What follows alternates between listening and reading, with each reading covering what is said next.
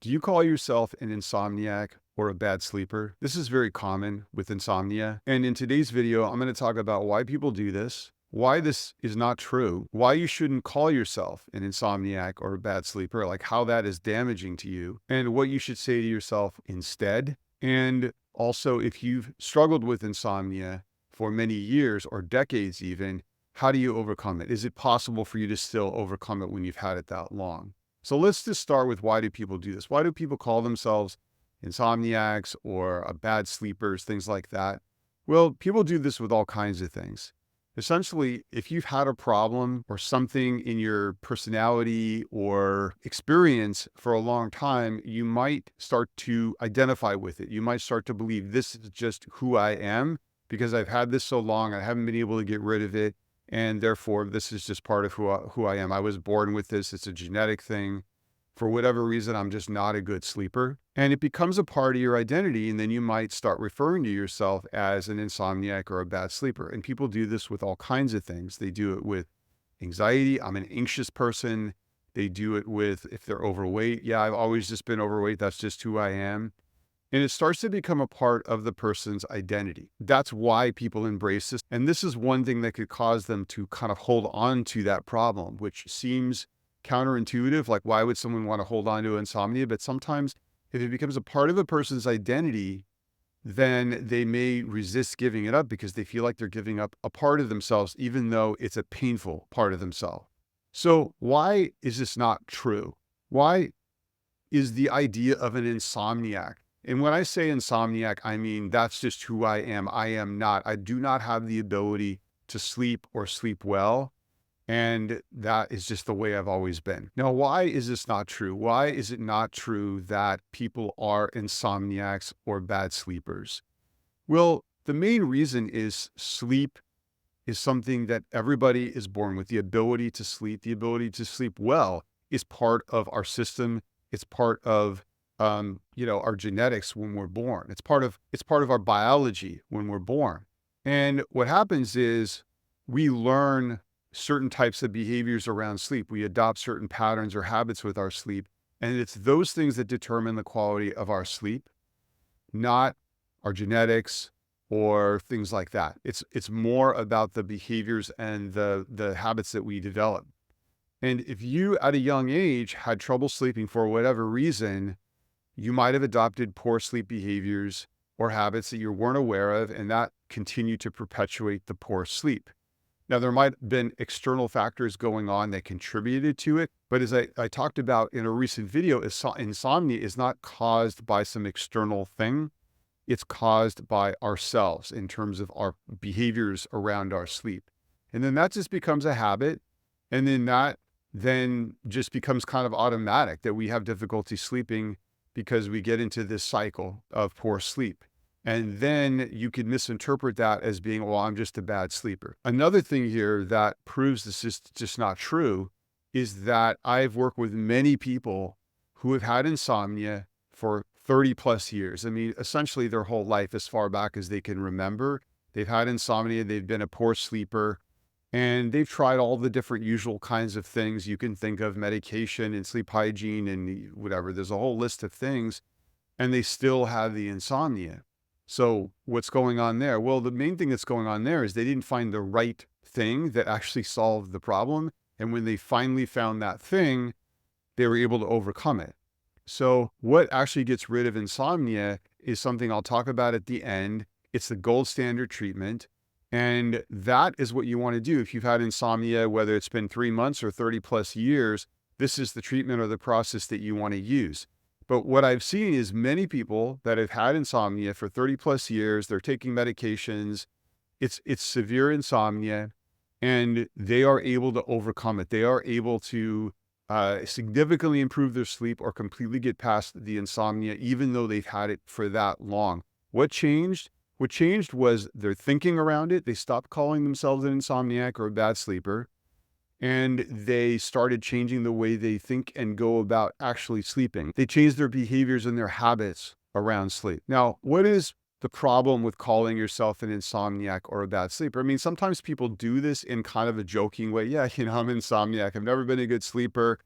There's like Facebook groups and things like that where people just talk about how crappy their sleep is. And yeah, that can relieve and lighten, the problem. But the problem is it's still a problem, and it's a painful problem. And most people don't want to have poor sleep. They want to be able to sleep because you feel way better when you're sleeping. And obviously in terms of health, it's way, way better to get sleep rather than not get sleep, or good sleep rather than not good sleep. Why you shouldn't call yourself an insomniac or a bad sleeper is you don't want to make a problem part of your identity and who you are. The reason is if you do that, you're not going to be able to get past the problem, because implied in that belief is if I'm saying I'm an insomniac or a bad sleeper, it means that that's just who I am. And that's just who I am. I can't change it, right? I was born that way. It's my genetics. My mom or my dad were insomniacs. Therefore, I'm kind of helpless to this. This is just, something I inherited. If you hold a belief like that, you're never going to get over the insomnia, because your belief is going to keep getting in the way. Emotionally, it's going to get in the way of you putting in the efforts or putting in the search to find the way to get rid of it. And as I said earlier, you're going to resist giving it up because it's part of your identity, and therefore you're going to resist solving that problem.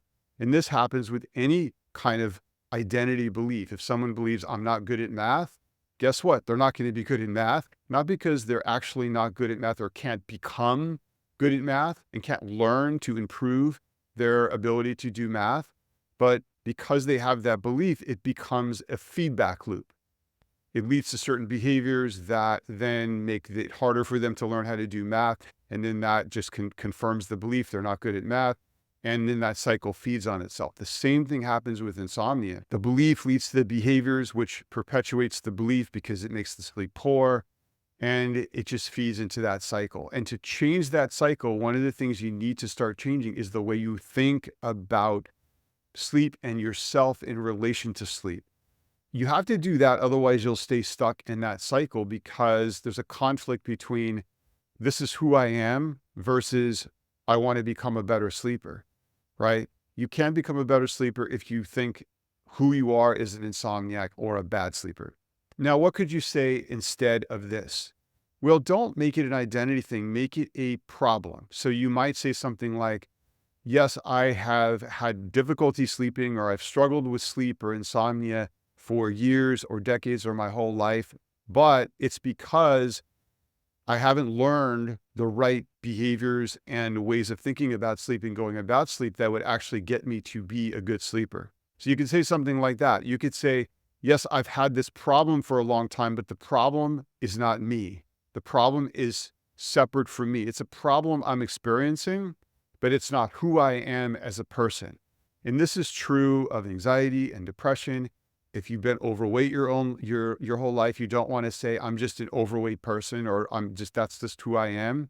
No, you want to say, I've had a weight problem for a long time because I haven't learned how to go about, eating or behaving in a certain way that will lead me to lose the weight and be able to keep it off.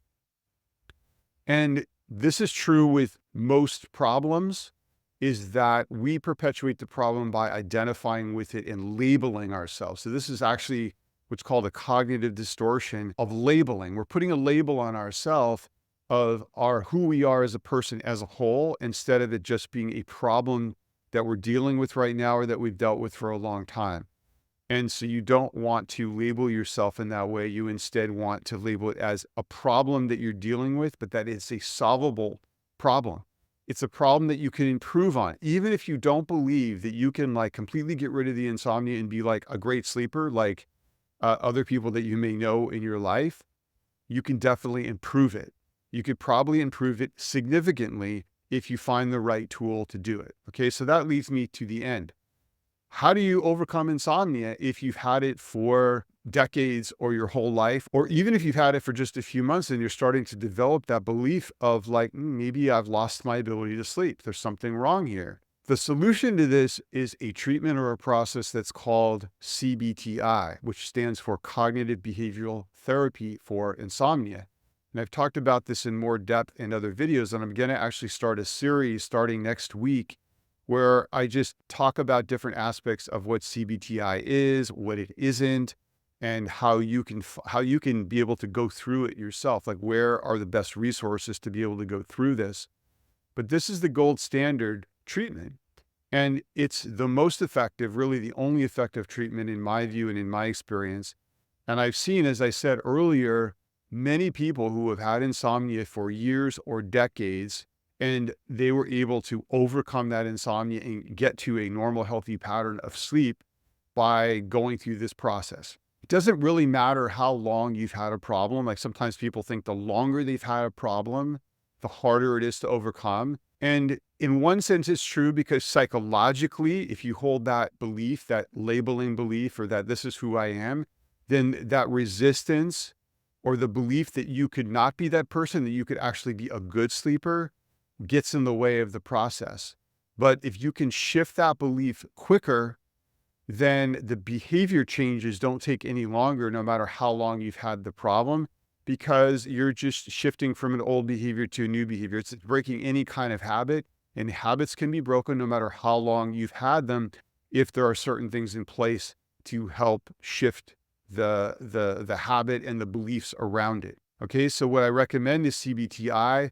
Now, if you want to get more information about CBTI, I have a series already within my YouTube channel, and that series is called How to Cure Insomnia. And I go week by week through each of the different weeks of CBTI, because it's a weekly layered process that you go through. And I explain in pretty good detail about what CBTI is involved, like what that process looks like. So I'll put a link to that in the description below. You can check that out. And then, as I said, I'm going to be starting a series next week where I go into all different kinds of aspects of CBTI, so you can learn more about it and learn why it's so effective for insomnia, and especially chronic long-term insomnia. So I hope you found that video helpful today. If you did, just press the like button and subscribe to the channel if you haven't, because then you can get these videos, which I do every week. You'll know exactly when they come out. And then leave any comments below, any questions you have in terms of this issue, that I can answer in future videos.